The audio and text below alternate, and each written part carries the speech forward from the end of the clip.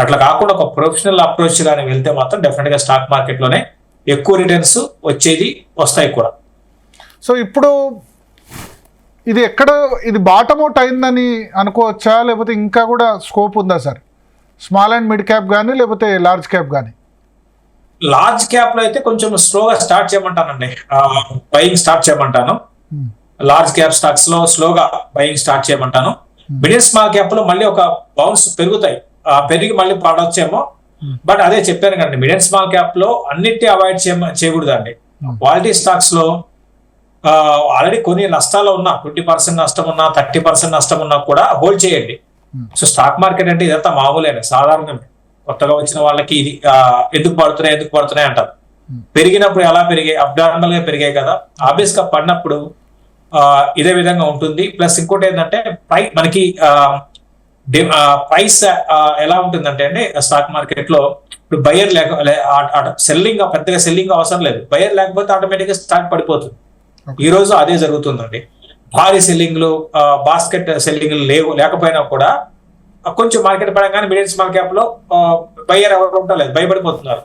ఉన్న డబ్బులు ఉన్న వాళ్ళు కూడా ఇన్వెస్ట్ చేయడం ఆపేస్తున్నారు. సో అందుకని బాగా 10%, 12% పడుతున్నాయి. కాబట్టి ఏంటంటే మిడిల్ స్మాల్ క్యాప్ లో కూడా క్వాలిటీ స్టాక్స్ ఎత్తుక్కోండి. ఈ టైంలో స్లోగా ఇన్వెస్ట్ చేయొచ్చు. ట్రంప్ సంబంధించిన ఏదైతే నడుస్తుందో దీనివల్లే మాక్సిమం పడుతుంది లాస్ట్ 1-2 months. సో ఇది తాత్కాలిక పరిస్థితి అంటే టెంపరీ ఫినామినానా, లాంగ్ టర్మ్లో కూడా ఇది కంటిన్యూ అయ్యే అవకాశం ఉంది? ఆయన టారిఫ్స్ కానీ, లేకపోతే డాలర్ ఇండెక్స్ కానీ, బాండ్ డీల్స్ కానీ, వీటన్నిటి వల్ల ఎఫ్ఐఎస్ వెళ్ళిపోతున్న పరిస్థితి కదా. అంటే ఒకటండి, చాలా మంది ఏంటంటే డాలర్ వీక్ అయింది అందుకు మార్కెట్లు పడుతున్నాయి అంటారు. డాలర్ వీక్ అయ్యి మార్కెట్లు పడడం కాదండి. ఇక్కడ ఏమైంది, సరే రూపీ వీక్ అయ్యి మార్కెట్లు పడుతున్నాయి అంటారు. ఇక్కడ ఏంటి అంటే ఎఫ్ఐఎస్ వాపస్ తీసుకువెళ్తుంటే రోజుకి 3,000-4,000 కోట్లు వాపస్ తీసుకెళ్తే ఆటోమేటిక్ గా రూపీ వీక్ అవుతుంది కదా. అంతేగాని రూపీ వీక్ అవ్వడం వల్ల మార్కెట్ పడలేదు. మీకు పాయింట్ లాజిక్ అర్థం చేసుకోండి. ఎఫ్ఐఎస్ ఇండియా నుంచి వెళ్ళిపోతుంటే రూపీ డిమాండ్ తగ్గిపోతుంది.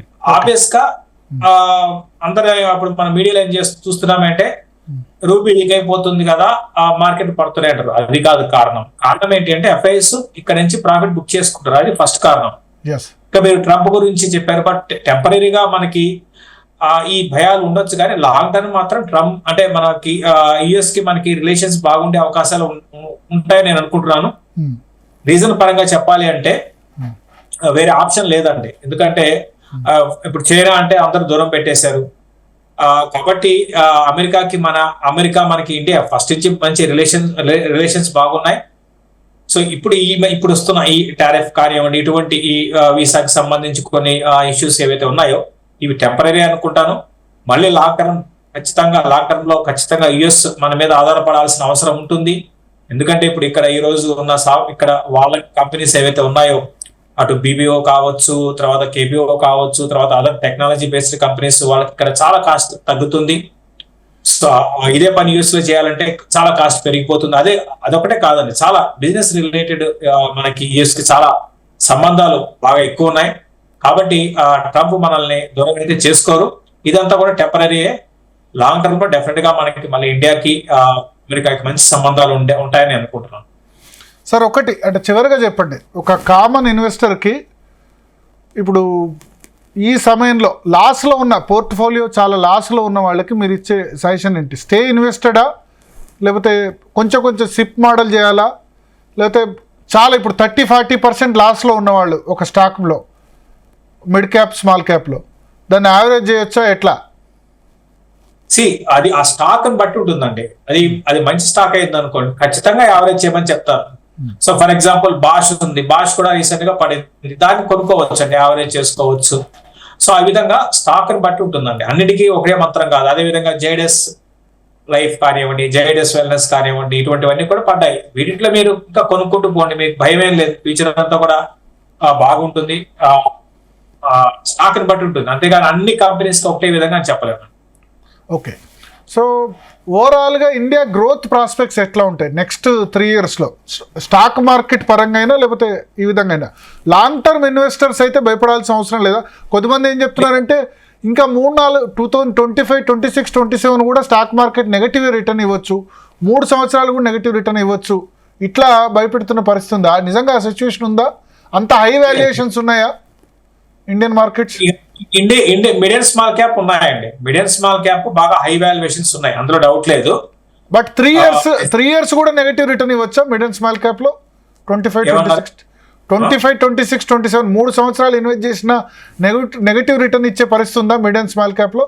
లేదా లేదు అట్లా ఉండదండి. అట్లా అంటే ఇండియన్ గ్రోత్ స్టోరీ అయితే స్టిల్ ఇంటాక్ట్ ఉందండి. రీసెంట్ గా కొంచెం మనకి లాస్ట్ 5-6 నెలలుగా డౌన్ ట్రెండ్ లో ఉంది ఎకానమీ. రీసెంట్ నెంబర్స్ కూడా అంత బాగలేదు, కాకపోతే ఇది టెంపరీ అండి. మనం ఒక 1.5 year 2 years back US economy recession లోకి వెళ్ళిపోయింది, జర్మనీ వీక్ అయిపోయింది అనుకున్నాం, మళ్ళీ అవి బౌన్స్ బ్యాక్ అయినాయి, టెంపరీ. సో వాటికన్నా మన ఇండియా ఫాస్ట్ గా రికవర్ అవుతుందండి. సో మనం ఏంటంటే స్పెండింగ్ ఎకానమీ వైపు వెళ్తున్నాం కాబట్టి కంగారేం లేదు. డెఫినెట్ గా నేను అనుకోవడము అటు మిడ్ అండ్ స్మాల్ క్యాప్ లోనే మంచి రిటర్న్స్ వస్తాయండి. కాకపోతే మంచి అడ్వైస్ తీసుకోవాలి, అదేవిధంగా మీకు కన్విక్షన్ ఉండాలి, బిజినెస్ మీద అవగాహన ఉండాలి, ఆ కంపెనీ మీద బాగా మీకు బాగా తెలిసి ఉండాలి. అట్లా తెలిస్తేనే ఇన్వెస్ట్ చేయండి, లేకపోతే ఎవరైనా అడ్వైస్ తీసుకోండి, లేకపోతే మ్యూచువల్ ఫండ్ లో పెట్టుకోండి. సో నెక్స్ట్ 3-4 ఏళ్ళు నేను అనుకోవడము వోల్టాలిటీ ఉన్నా కూడా ఓవరాల్ గా మంచి కంపెనీస్ మాత్రం మళ్ళీ నేను అనుకోవడము